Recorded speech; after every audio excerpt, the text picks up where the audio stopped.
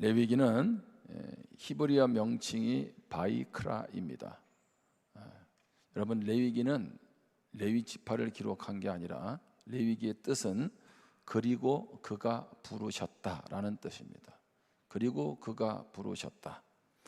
구약 성경은 주로 히브리어 명칭을 정통에 따라서 책의 첫 단어를 주로 제목으로 삼습니다.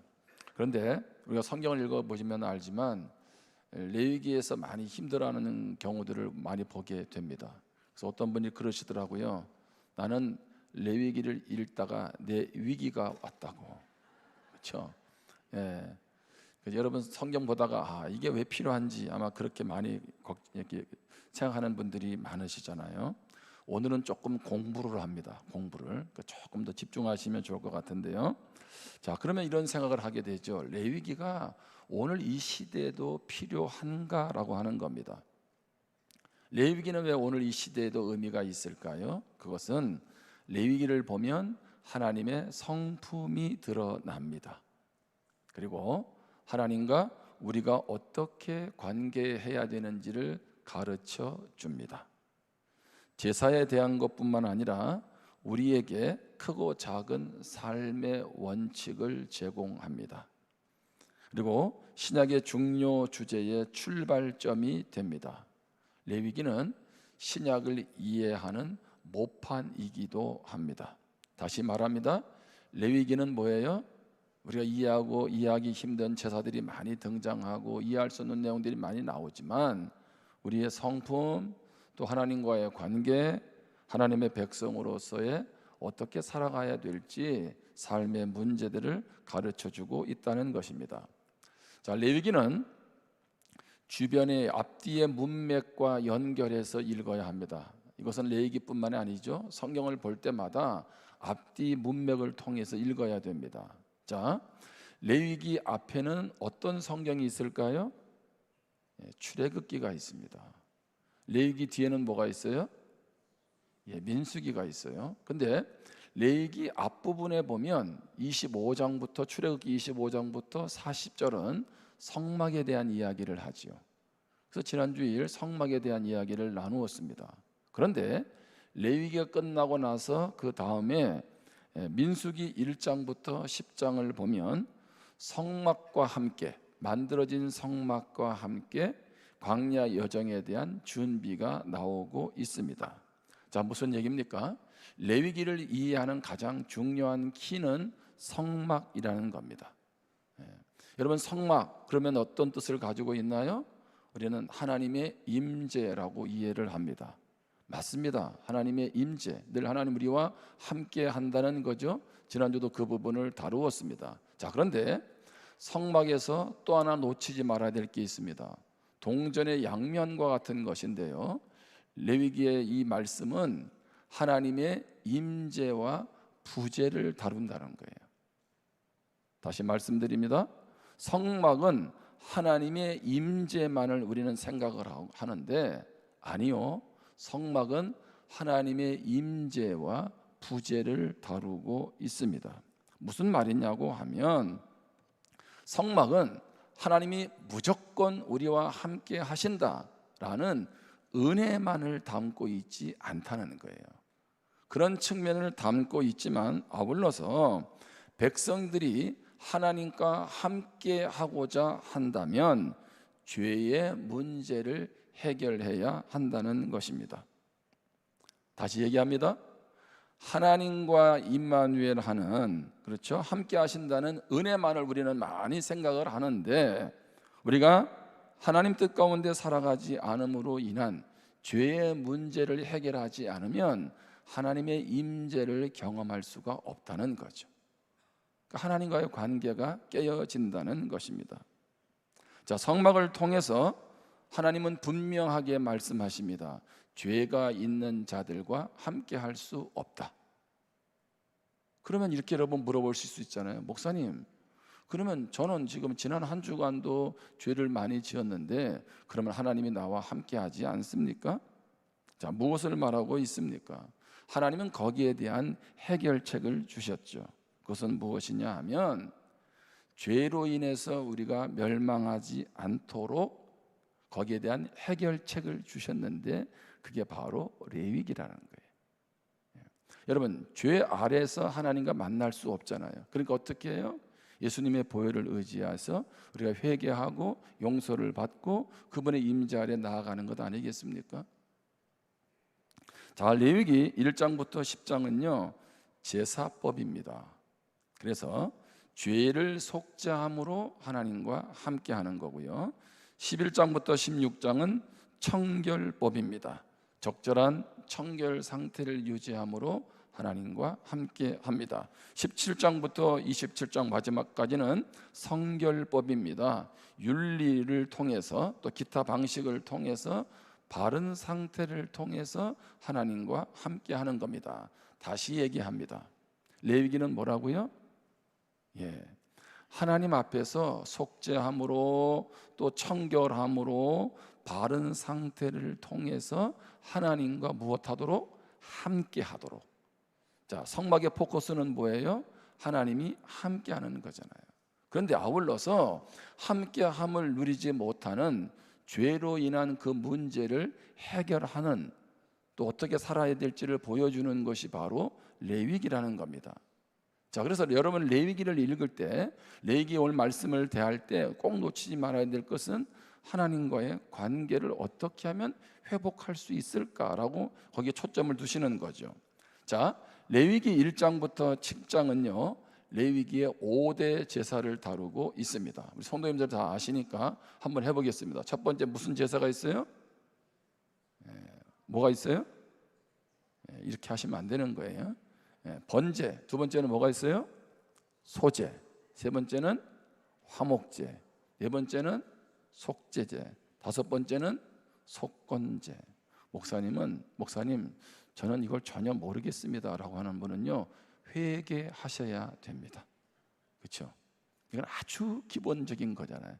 여러분 신앙은요 말씀에 대한 이해가 없으면요 제대로 신앙생활을 할 수가 없잖아요. 자, 그런데 이 레위기 1장부터 7장까지의 5대 제사가 나오는데 이게 두 번 나와요. 아니 한 번만 얘기하면 되지 뭘 또 다루냐는 거죠. 그 이유는 뭐냐 하면 대상이 다르다는 거예요. 다섯 가지 제사를 얘기할 때 1장부터 내용은 일반 백성들에게 얘기하는 거예요. 그런데 6장부터 보면 주 대상이 제사장입니다. 근데 제사장은 순서가 달라요. 화목제가 제일 마지막에 나옵니다. 자, 그러면 여러분 물어보겠습니다. 왜 제사는 5번이 필요할까요? 아시는 분은 제가 오늘 바로 유럽 여행 티켓을 끊어 드리겠습니다. 확실하게 오늘 보장하는 거예요. 자, 그럼 밑줄의 본전이니까 얘기해 보세요. 왜 제사는 5번 드려야 될까요? 저도 모릅니다. 여러분 성경에서 이해하기 어려운 부분은 그냥 어떻게 해야 돼요?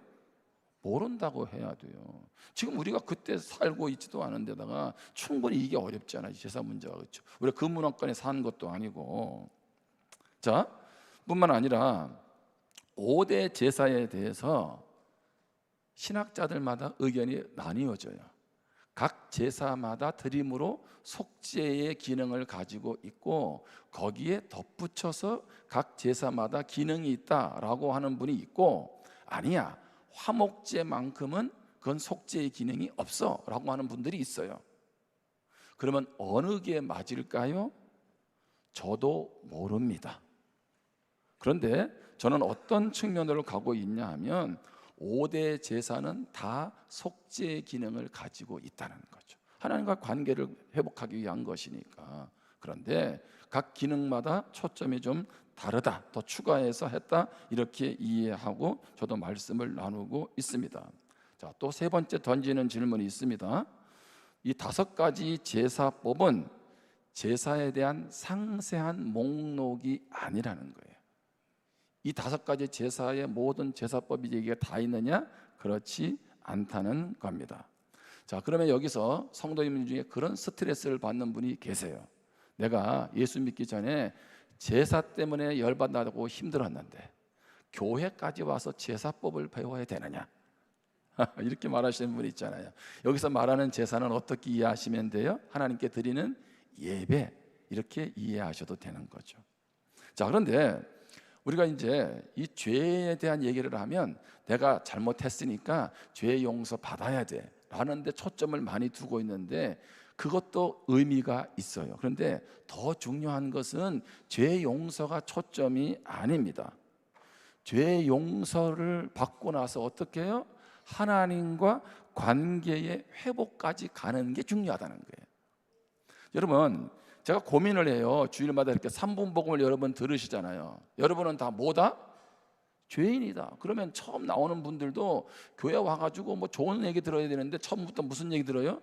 기분 나쁘게 죄인이라는 거야. 그래놓고는 탈출구가 하나도 없어. 다 죄인이라고. 예? 여러분, 이것은 여러분을 교회 오는 순간 협박하려고 하는 게 아니에요. 성경에서는 죄 문제가 하나님과의 관계를 맺어가는 데 있어서 방해를 하니까, 차단을 하니까 이것을 해결해야 돼. 그래서 초점이 뭐예요? 죄를 지적하는 것이 아니라 죄 문제를 하나님 안에서 해결하신 예수님을 통해서 해결하고 그분 안에서 주시는 풍성함을 누리도록 하는데 초점이 있다는 거예요. 아멘? 다시 말합니다. 우리는 예수님을 믿는 것이 중요한 게 아니에요. 여러분, 예수님을 믿고 나서 그분 안에서 주시는 풍성함을 누리는 게 중요하지 않아요? 아멘? 아니, 하나님의 자녀가 되는 거, 죄 용서받는 거 중요하죠. 제가 중요하지 않다는 얘기가 아닙니다. 자, 중요한데 그러면 하나님의 자녀가 되면 끝인가요? 죄 용서받으면 끝이에요? 그분이 주실 수 있는 많은 것들이 성경 안에 있는데 그걸 모르고 살아간다면 얼마나 우리가 안타깝냐는 거지. 그래서 그분 안에서 관계를 맺음으로 풍성함을 누리도록 하기 위해서 하나님이 어떻게 하세요? 죄 문제를 이야기하는 거죠. 죄 사함은 형벌의 면제가 아니라 관계의 회복입니다. 여러분, 오해하시면 안 됩니다. 여러분, 당신은 죄인이야, 그렇게 살면 안 돼 라고 정죄의 수단으로 죄를 말하는 것이 아니라는 거예요. 하나님 안에서 풍성함을 누리도록 하는데 초점이 있다는 거죠. 여러분, 하나님의 그 풍성함은 그냥 내 마음대로 사는데 누릴 수 있는 건가요? 그렇지 않죠. 그러니까 그런 것들을 원천적으로 제거하고, 그리고 어떻게 해요? 내가 너와 함께하는 그 임재를 인도하는 것을 맛보고 누리도록 하게 하기 위해서 하나님께서 이 레위기 제사법을, 레위기의 말씀을 우리에게 주셨다는 거죠. 그렇다고 보면 레위기 말씀을 읽으면서 잠잘 게 아니라 뭐예요?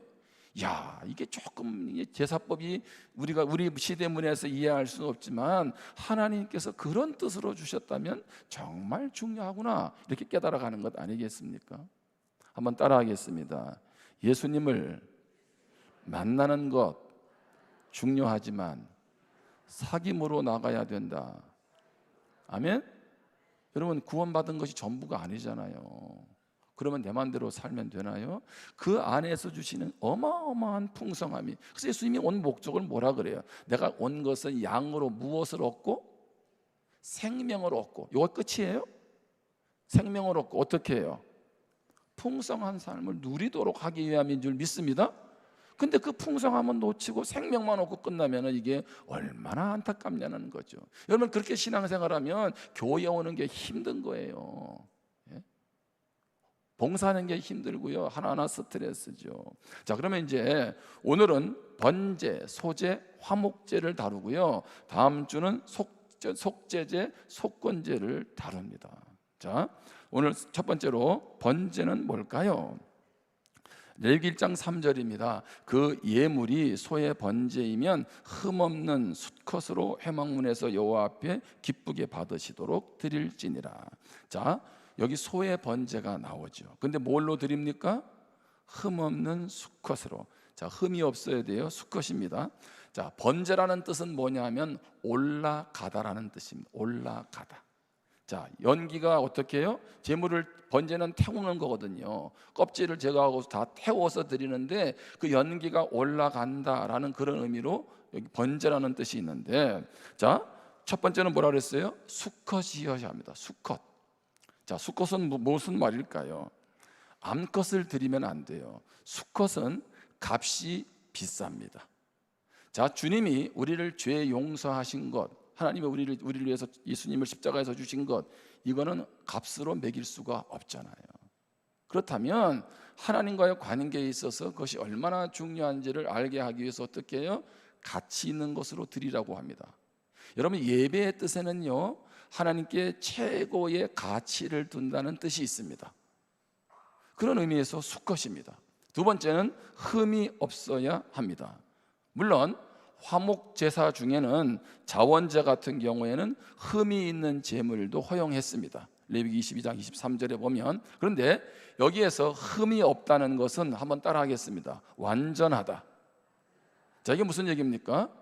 자, 흠이 없는 제물이라는 것은 제물의 상태가 완전해야 된다, 흠이 없어야 된다는 말도 있지만 더 중요한 초점은 제물을 드리는 사람의 상태가 그러해야 된다는 거예요.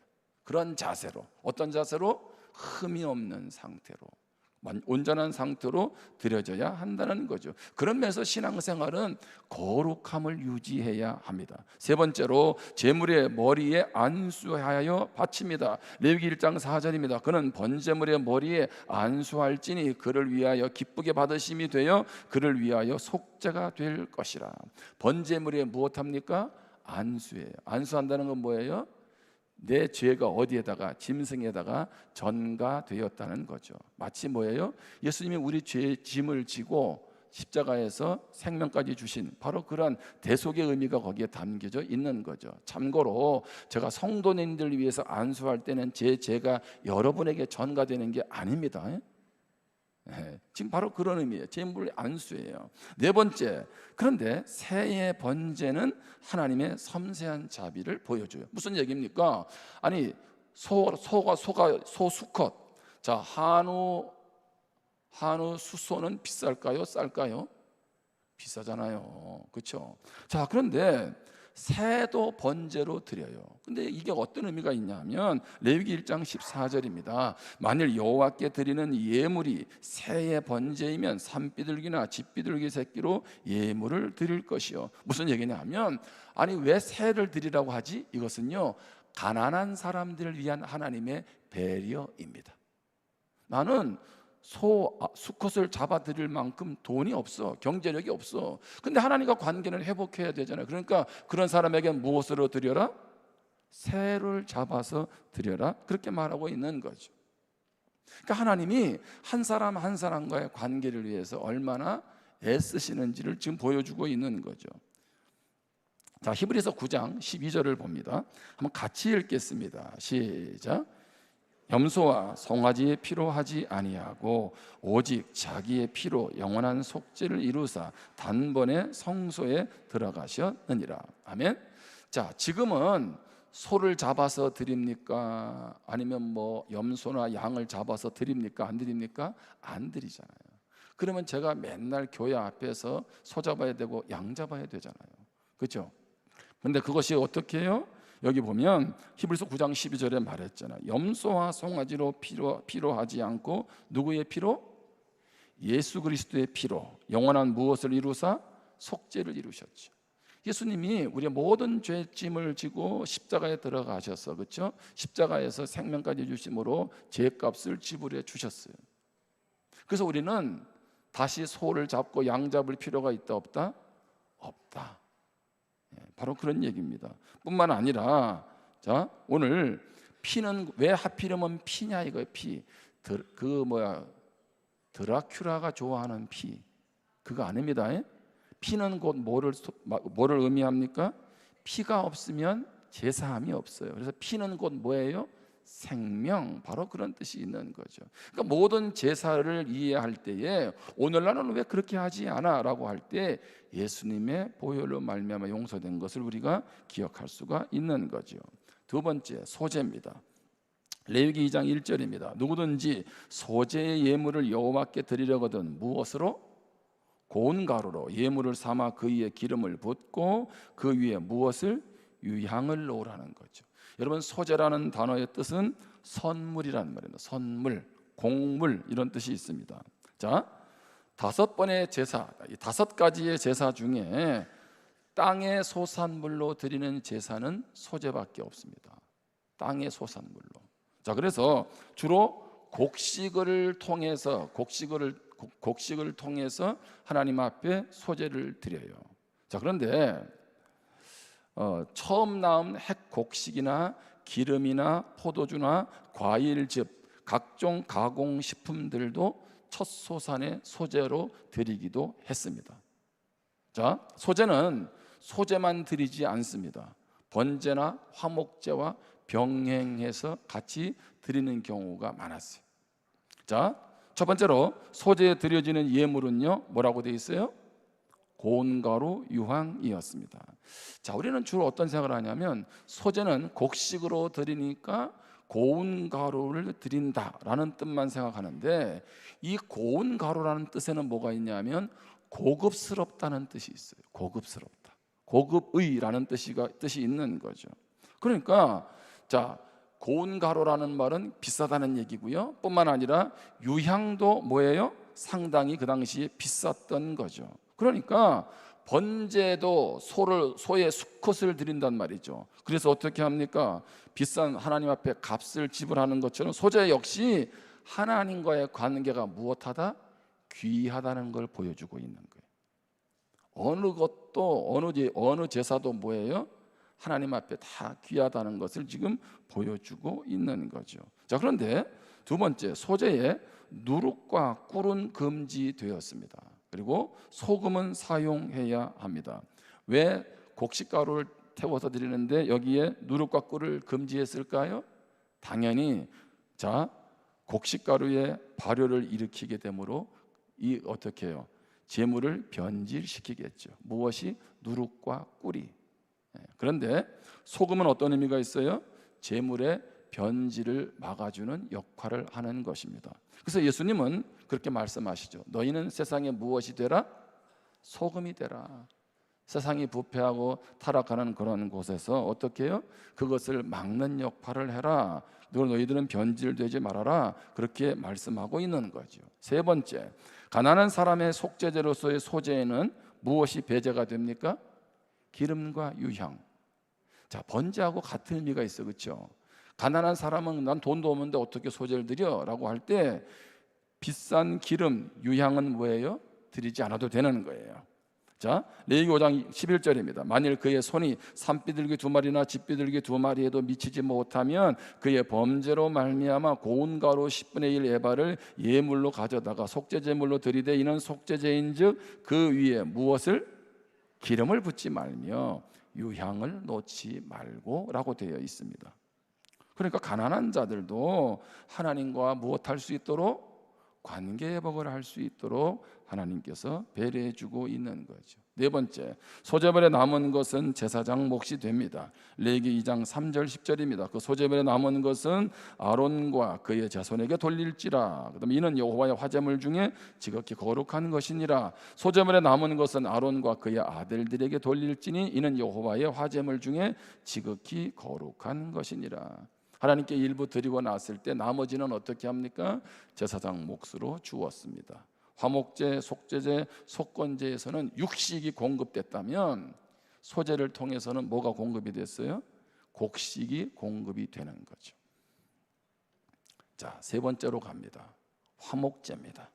레위기 3장 1절에 사람이 만일 화목제의 제물을 예물로 드리되 서로 드리려면 수컷이나 암컷이나 흠없는 것으로 여호와 앞에 드릴지니라고 되어 있습니다. 자, 그런데 여기 특징이 있어요. 자, 서로 드리려거든 무엇으로 드려라? 수컷이나 무엇이나 암컷이나 관계가 없어요. 번제는 수컷만이었어요. 여기는 관계없어요. 흠없는 것으로 여호와 앞에 드리는 건 같은 내용이죠. 자, 화목제라는 단어의 뜻은 뭐냐면 친교의 희생죄, 화평의 희생제라는 뜻이 있습니다. 이 단어가 이게 주는 게 있죠. 친교제, 샬롬제 뭐 이렇게 이해하시면 되는 거죠. 자, 화목제는 다른 제사와 달리 의무적이지 않습니다. 선택적이에요. 드려도 되고 안 드려도 되는 거예요. 자, 그런데 그러면 어쩐 때 화목제를 드렸을까요? 자원함으로 화목제를 드렸습니다. 소원할 때 화목제를 드렸습니다. 감사할 때 화목제를 드렸습니다. 화목제는 하나님과 관계 회복을 기념하는 제사입니다. 자, 하나님과 무엇해요? 관계 회복을 기념하는 제사입니다.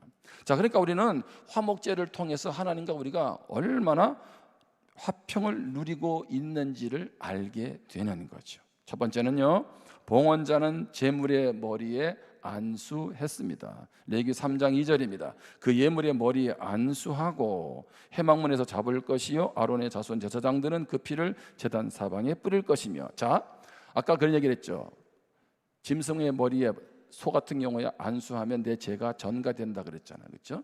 근데 그런 기능뿐만 아니라 여기에서 머리에 안수하는 이유는 뭐냐면 속죄를 통한 하나님과의 화해, 평화에 더 초점이 있습니다.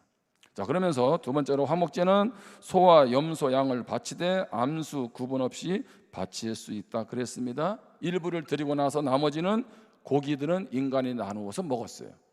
세 번째입니다. 하나님과 관계 회복을 기념한 잔치를 보여줍니다. 자, 세 번째만 같이 읽겠습니다. 시작.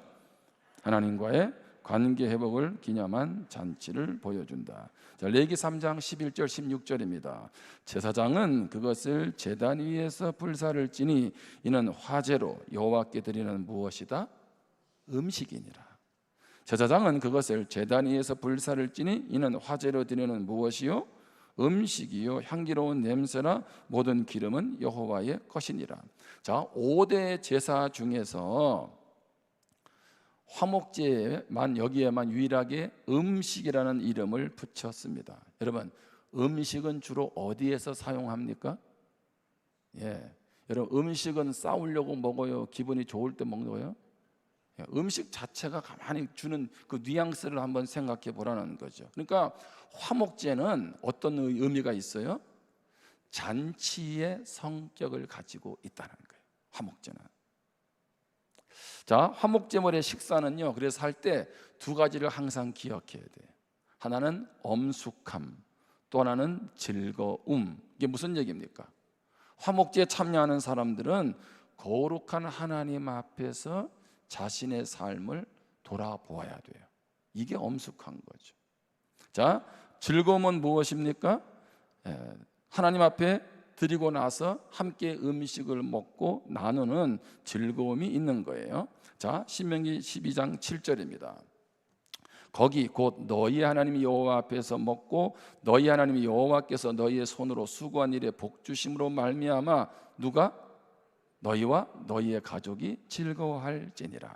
이제 하나님 관계가 회복되니까 어떻게 해요? 나와 가족이 즐겁죠. 그것뿐만이 아닙니다. 신명기 12장 12절입니다. 우리 같이 한번 이제 마지막 읽겠습니다. 시작. 너희와 너희의 자녀와 노비와 함께 너희의 하나님 여호와 앞에서 즐거워할 것이요 내 성중에 있는 레위인과도 그리할지니 레위인은 너희 중에 분깃이나 기업이 없음이니라. 아멘.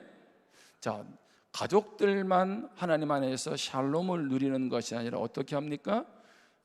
노비, 그 집안에서, 그렇죠, 사람 취급도 받지 못하는 노비, 인권도 없는 노비, 그렇죠, 뿐만 아니라 누구도 자기 기업이나 가지고 있는 게 없는 레위인과도 나누라고 되어 있는 거죠. 그러니까 하나님과의 관계 회복이 되면 그것은 나 혼자만의 기쁨이 아니라 어떻게 합니까? 내 이웃과의 기쁨으로 같이 나누어져야 된다는 거예요. 그것은 어떤 의미예요? 복음으로도 나누어져야 되고요, 내가 가지고 있는 것을 나눔으로서도 나누어져야 되는 겁니다. 오늘 청년들이 예배를 마치면 오늘 이제 비전 트립 후원 행사를 하는데 많은 음식들을 준비했습니다. 먹을 때 어떻겠어요? 기분이 좋겠죠. 그런데 우리는 신앙생활하면서 어떤 성향이 있냐면 말씀을 들어도 그렇고 나에게 좋은 쪽만 취하는 경향이 있어요. 마치 음식을 편식하듯이 신앙생활도 그렇게 해요. 하나님은 늘 나와 함께하고 늘 내 편이고 나를 늘 도와주고, 아니요. 오해하지 마셔야 돼. 내가 하나님 뜻 가운데 안 살고 내 마음대로 사는데 어떻게 하나님이 날 도우시는 것을 경험할 수 있나요? 그건 내 편에서 마음 편하자고 하는 얘기지, 그렇게 대충 살아가는 것, 그것이 하나님이 원하시는 신앙생활이 아니거든요. 잘 보세요. 우리는 종교 행사를 하러 온 게 아니란 말이에요. 한번 하나님 앞에 예배드리고 이제 하나님 앞에 잘 보였으니까 한 주 동안 내 맘대로 살아가면 돼가 아니에요. 우리는 오늘 예배를 통해서 하나님 안에서 어떻게 풍성한 관계를 누릴 수 있지? 그러면서 이 딱딱한 레위기를, 우리 목사님 오늘 예화도 별로 안 드시고 이거를 풀어주시니 이 딱딱한 레위기를 왜 이렇게 하시지? 아니요. 이래서 우리는 말씀의 원리를 깨닫고 내가 하나님과 관계를 맺지 못하는 이유가 뭘까? 왜 하나님은 나와 상관이 없는 것 같고, 뭐 기도해도 나는 별 볼 일 없는 것 같고, 하나님은 저 멀리 계신 것 같고 내 삶하고는 전혀 연관이 없을까? 여러분, 그러니까 사람들이 하나님을 안 믿는 거예요. 예수님 안 믿는 거예요. 왜? 굳이 그럴 바에는 뭐하러 시간 내가지고 물질 드리면서 예배 드리러 오냐는 거죠. 여러분, 신앙생활은 삶이잖아요. 하나님은 오늘 예배만 계시는 게 아니라 내 삶의 현장에서 내가 예배자로 살기를 원하고 나와 함께 관계를 맺기를 원하시잖아요. 아멘? 그래서 우리는 이 말씀의 원리를 배우고 그 말씀 안에서 나아갈 때 그 하나님의 풍성함이 나의 풍성함이 되는 거죠. 여러분, 결국 이사야 25장이나 레위기 19장에 보면 우리가 완전히 하나님과의 관계가 온전히 회복될 때가 언제냐면 영원한 천국입니다. 영원한 천국 잔치. 아멘? 근데 우리는 그것을 이 땅에서 누리며 살아가고 있는 거죠. 여러분, 우리는 은혜로 살아가야 돼요. 여러분, 그런데 오해하지 마셔야 될 게, 은혜로 살면 내 삶에 문제가 없나요? 은혜로 살면 오늘도 내가 풀어가야 될 인생의 숙제가 없나요? 우리는 하나님의 은혜, 하나님의 함께함을 어떻게 이해하면 아무 일도 없음, 모든 문제가 사라짐. 여러분, 그러면 얼마나 좋겠어요.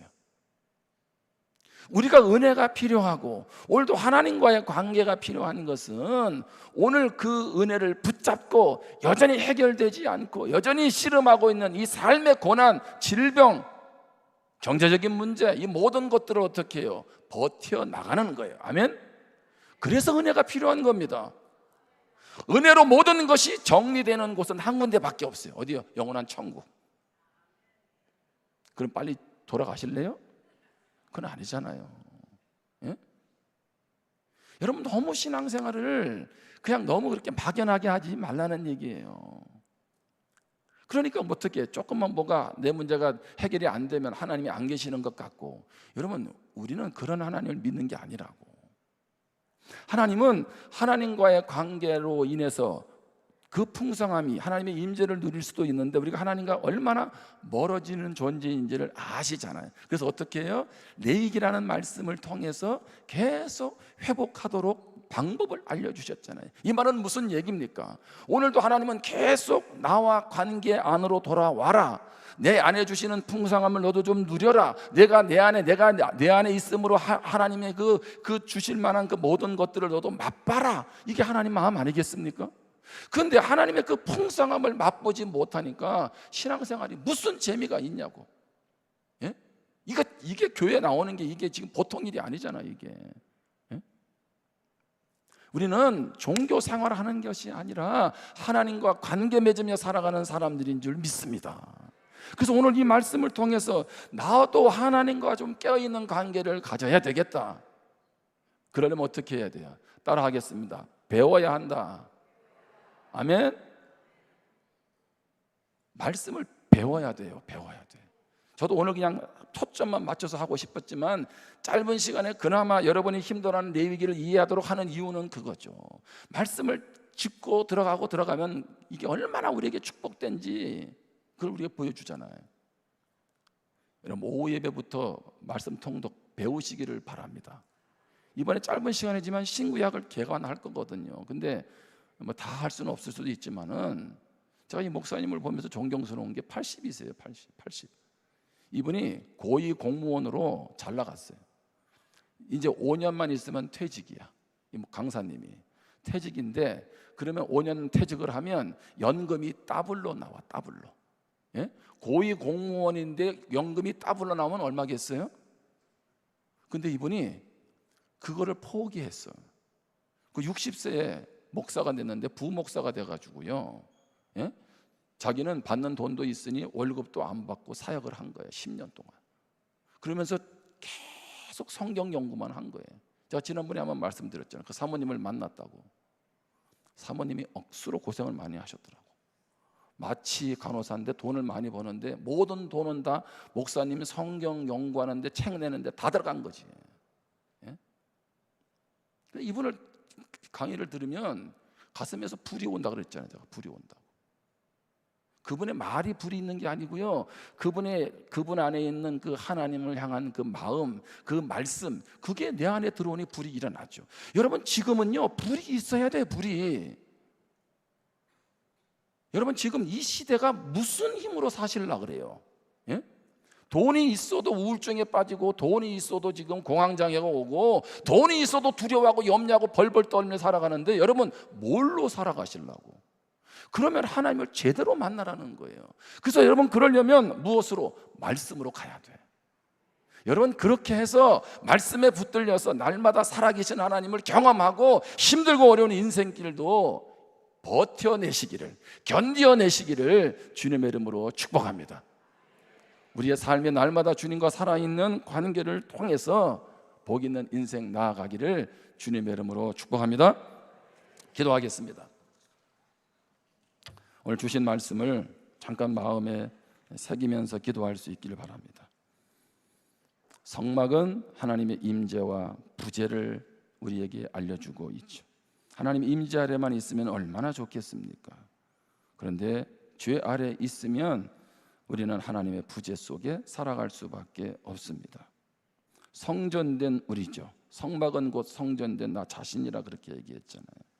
나 자신이 하나님 안에 임마누엘을 경험하고 임재를 경험해야 되는데 가로막고 있는 죄의 장벽들이 무엇인지를 돌아보고 오늘 번제와 소제와 화목제를 통해서 제발 내 앞에 나오는 그 모든 차단하는 것들을 다 허물어 버리고 죄를 허물어 버리고 하나님 안에 진정한 관계로 나아가기를 원한다는 이 하나님의 마음을 깨닫기를 원합니다. 우리 같이 주신 말씀을 붙잡고 결단하면서 기도하겠습니다.